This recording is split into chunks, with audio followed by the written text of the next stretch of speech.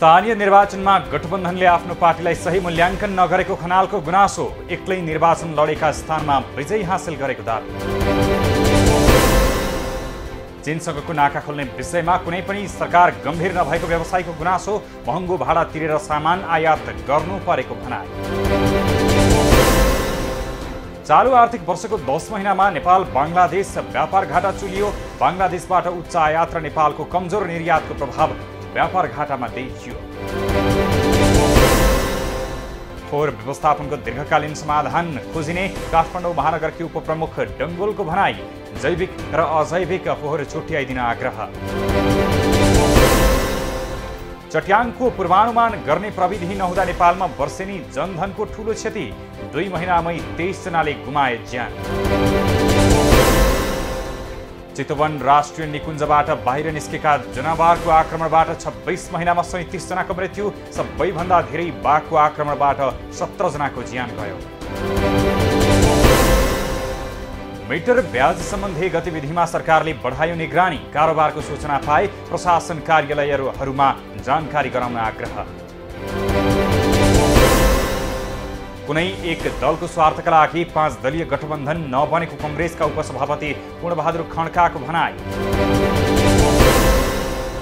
4 दिने भ्रमणमा आएका अमेरिकी सेनाका एसिया प्रशान्त क्षेत्र प्रमुख जनरल चार्ल्स एन्थोनी फ्लेनद्वारा माउन्टेन फ्लाइटबाट हिमालको अवलोकन।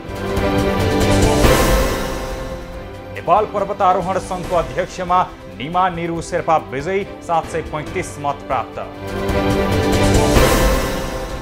जथाभावी नदी उत्खनन गर्दा बुटवलको तिनाउका बासिन्दा समस्यामा। अनुगमन प्रभावकारी नहुँदा ट्युबवेल धारामा पानी आउन छोडियो। बागलुङमा निजी होटल रेस्टुरेन्ट र निजी कार्यालयले आफ्ना शौचालय सार्वजनिक प्रयोगका लागि खुला गर्न थाले। काठमाडौँ महानगरका प्रमुख शाहले सुरु गरेको अभियानको असर बागलुङमा पनि देखियो।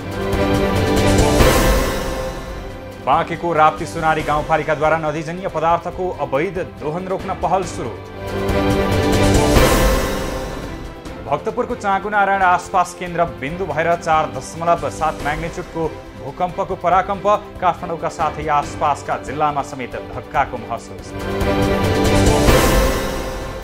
जनसङ्ख्या तथा वातावरण मन्त्रालयकी पूर्व मन्त्री मिथिला चौधरीको 57 वर्षको उमेरमा भारतको दिल्लीस्थित एम्स अस्पतालमा उपचारका क्रममा निधन। स्थानीय चुनावमा जसपाले अपेक्षाकृत सफलता पाउन नसकेको जसपा नेपालका संघीय परिषद अध्यक्ष डाक्टर बाबुराम भट्टराईको भनाइ। काठमाडौँ उपत्यकाको फोहोर बन्चरी डाँडा फोहोर व्यवस्थापन केन्द्रमा खसाल्न थालियो। सरकारद्वारा स्थानीयका माग पूरा गर्ने आश्वासन। काठमाडौँको टौदहमा विपद पूर्व तयारी तथा प्रतिकार्यका लागि अभ्यास। विपद व्यवस्थापनमा प्रशासन तयार। काठमाडौँका प्रमुख जिल्ला अधिकारी रिजालको भनाइ। साल ट्रेडिङ कर्पोरेसन लिमिटेडमा 20,000 मेट्रिक टन डिएपी मल आइपुग्यो। आगामी हप्तादेखि बिक्री गर्ने तयारी। नेपाली नर्सलाई रोजगारीमा पठाउने विषयमा बेलायत र नेपाल सरकारबीच आगामी साता श्रम सम्झौता हुँदै। यो वर्षको मनसुनी प्रणाली 4 प्रदेशमा सक्रिय। मनसुनको अवधिमा सरदरभन्दा धेरै पानी पर्ने विभागको अनुमान। दाङमा आफूलाई प्रहरी हुँ भन्दै पैसा असुलेको आरोपमा युवक पक्राउ। पक्राउ पर्नेमा घोराही उपमहानगरपालिकाका 25 वर्षीय अर्जुन थापा मगर।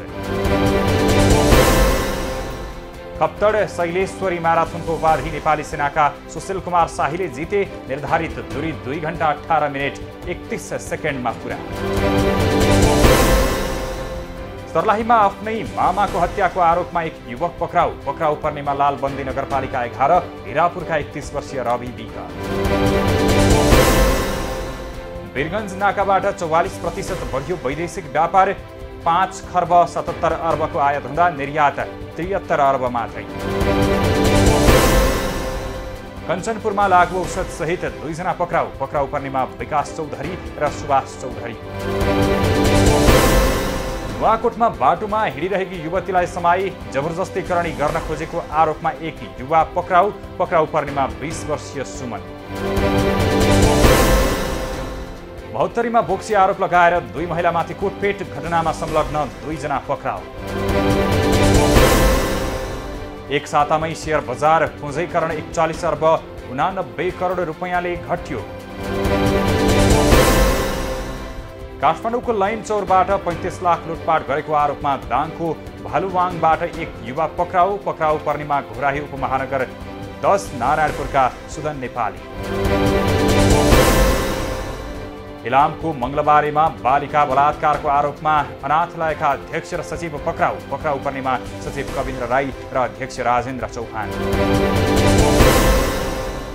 चर्चित क्यानेडियन गायक जस्टिन बिबरलाई पक्षघात, टोरन्टो र डीसीमा हुने कन्सर्ट रद्द। युक्रेनी सहर मारियोपोलमा हैजा प्रकोपको जोखिम बढ्यो। सहरका पानी ढलमा मिसिएका कारण हैजाको सम्भावना देखिएको राष्ट्रसङ्घको भनाइ। फ्रान्समा संसदीय निर्वाचनका लागि तयारी अन्तिम चरणमा। जुन 12 र 19 गरी 2 चरणमा निर्वाचन भयो। भारतको सीमा विवाद समाधान गर्न दुवै देशसँग इच्छा र क्षमता भएको चीनको भनाइ। वार्ता र परामर्शका माध्यमबाट समाधान गर्न सक्छ। अमेरिका प्रवेश गर्न अब कोरोना परीक्षण नेगेटिभ भएको प्रमाण पेश गर्नु नपर्ने नयाँ नियम आइतबारदेखि लागू हुने। ताइवानले स्वतन्त्रताको घोषणा गरे। ताइवानमाथि युद्ध सुरु गर्ने चीनको चेतावनी। चीनी विरोधी षड्यन्त्रलाई नष्ट गर्ने चीनको भनाइ। सिरियाली शरणार्थीको फिर्ताका लागि लेबनानद्वारा विश्व समुदायसँग पुनः अपिल। शरणार्थीको बोझले उच्च बेरोजगारी र अपराध बढ्यो। भारतमा मुस्लिमको प्रदर्शनमा हिंसा भड्कियो। 2 जनाको मृत्यु, 8 जना घाइते। क्रोएसियाद्वारा UEFA नेसन्स लीगको समूह A को खेलमा डेनमार्क पराजित। अस्ट्रिया र फ्रान्सले 1-1 गोलको बराबरी खेल्दै अङ्क बाँडे।